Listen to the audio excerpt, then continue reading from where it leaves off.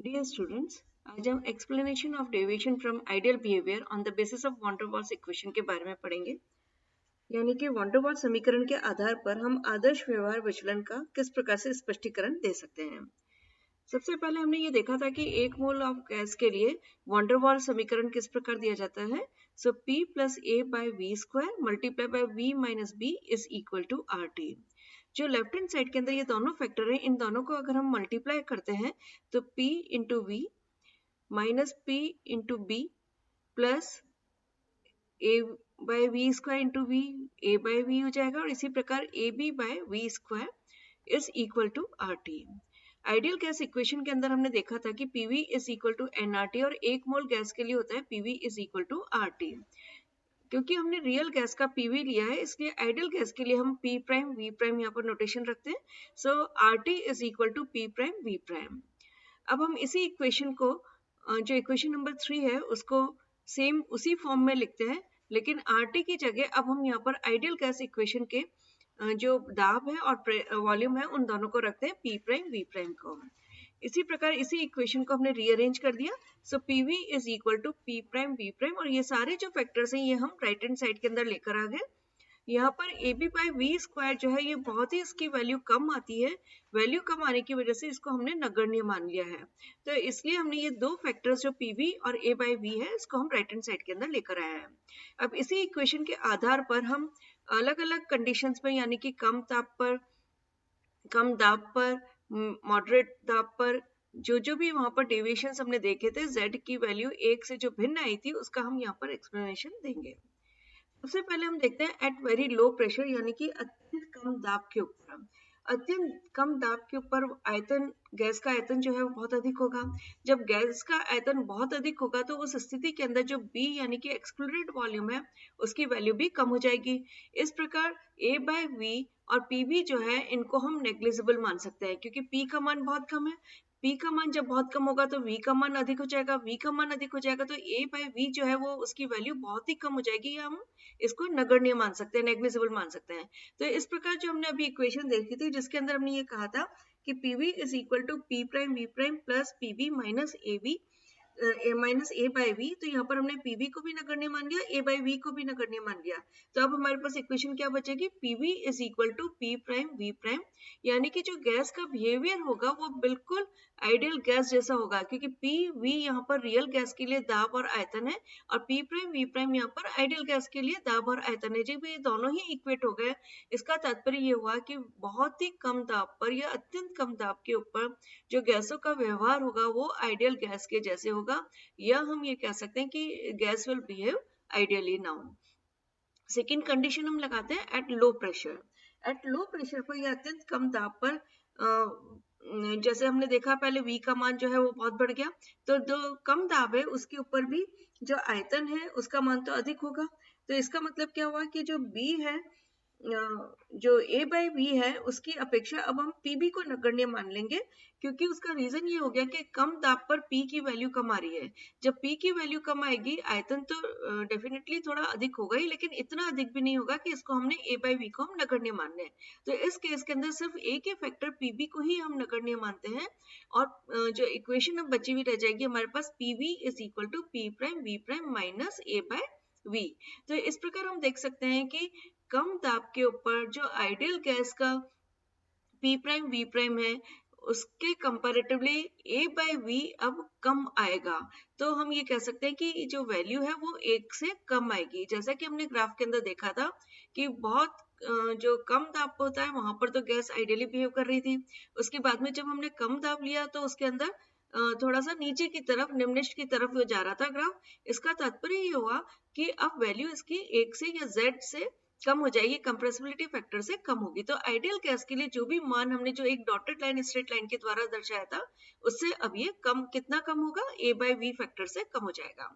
अब हम नेक्स्ट लेते हैं कंडीशन एट हाई प्रेशर, अधिक दाब के ऊपर। अधिक दाब के ऊपर क्या होगा, जब दाब अत्यधिक होगा तो आयतन जो है वो कम हो जाएगा। आयतन कम हो जाएगा तो उस स्थिति के अंदर जो PB है उसका मान A बाय V से अधिक हो जाएगा। तो यहाँ पर अब हम ये कहेंगे कि दाब अधिक है, दाब अधिक है तो जो V है उसका मान कम हो गया, तो हम A बाय V को वापस से ऑलमोस्ट नगण्य मान लेते हैं। तो अब जो इक्वेशन हमारे पास बचेगी PV is equal to P prime V prime plus PB, यानी कि उच्च दाब के ऊपर जो आइडियल गैस के लिए P प्राइम V प्राइम की वैल्यू मिल रही है उससे PB फैक्टर से कहीं अधिक जो है वो PV की वैल्यू आएगी, या हम कह सकते हैं कि Z का मान जो है वो 1 से अधिक आएगा, संपीड़ितता गुणांक का मान 1 से अधिक। और हमने उच्च दाब के ऊपर देखा भी था कि ज्यादातर गैसों का जो PV का मान था वो Z से PV by P prime V prime जो हमने निकाला था वो 1 से अधिक आता है, और वो किस फैक्टर से अधिक आएगा? PB वाले फैक्टर से अधिक आएगा।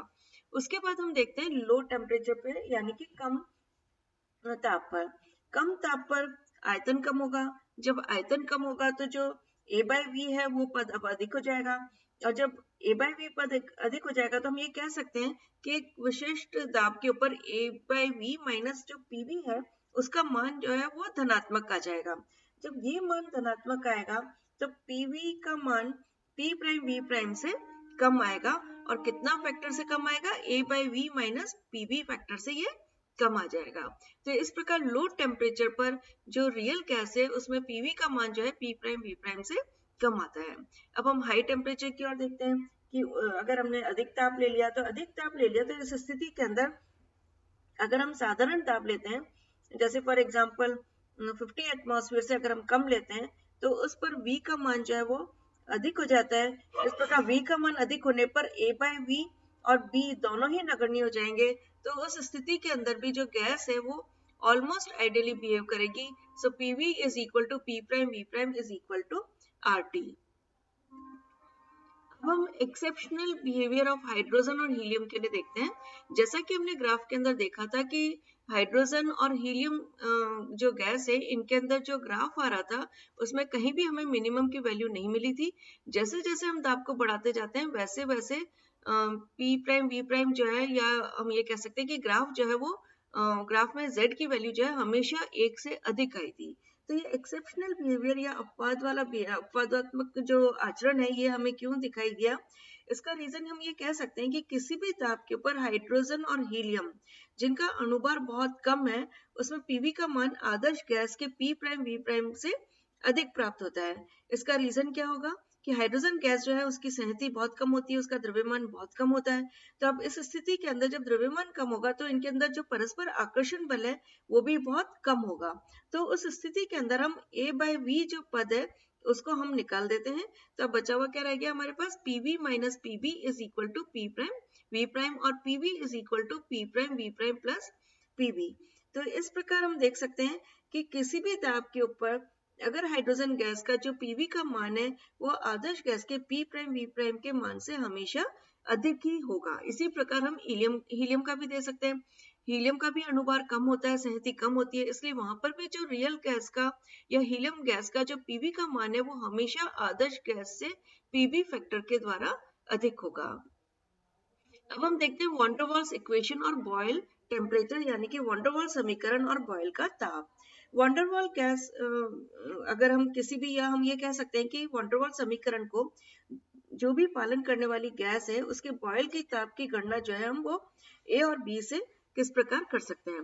तो हमने वॉन डेर वाल्स समीकरण के अंदर ये वाला इक्वेशन निकाली थी जिसके अंदर हमने दोनों को हमने मल्टीप्लाई कर दिया, P plus A by V square और V माइनस B को, तो हमें ये फैक्टर मालूम, ये इक्वेशन हमें मिली थी। इस इक्वेशन के अंदर हमने AB बाई V स्क्वायर जो इसको नगण्य माना है, तो इसलिए PV minus PB plus A by V is equal to RT आएगा। और इन अदर वर्ड्स हम इसको इस प्रकार से भी लिख सकते हैं, क्योंकि यहाँ पर बॉयल ताप है उसके ऊपर हम ये कहते हैं कि गैस जो है वो आदर्श गैस के समान बिहेव करती है, यानी कि आइडियली बिहेव करती है। तो हमने PV को जो है वो एक तो हमने RT के बराबर मान लिया यहाँ पर, और साथ में PV के स्थान पर अब हम RT बाय V का यहाँ पर उपयोग करेंगे। जब हम PV के स्थान पर RT बाय V का उपयोग करेंगे तो इस प्रकार समीकरण को हम लिख सकते हैं A by V is equal to RTB by V, और in other words T is equal to TB is equal to A by RB। तो इस प्रकार ये जो ताप हमको मिला इसको हम बॉयल ताप कहते हैं, TB को बॉयल टेम्परेचर कहते हैं। बॉयल टेम्परेचर का तात्पर्य क्या कहा था हमने कि वह गैस वह टेम्परेचर जहां पर दाब के एक सुप्रेक्षीय परिसर के अंदर गैस आइडियली बिहेव करती है तो उसको हम बॉयल का ताप कहते हैं। जैसा कि हमने देखा था कि नाइट्रोजन के गैस में 50 डिग्री पे मिला था, हाइड्रोजन के केस में ये -165 डिग्री सेल्सियस पर मिला था। तो इस प्रकार हम टीबी की वैल्यू भी ए और बी के रेस्पेक्ट में निकाल सकते हैं, क्योंकि यहाँ पर आप देखिए कहीं पर भी न P आया है न V आया है। तो इस प्रकार हम बिना प्रेशर बिना वॉल्यूम के सिर्फ वंडरवॉल कांस्टेंट के आधार पर किसी भी गैस के बॉयल ताप का निर्धारण कर सकते हैं।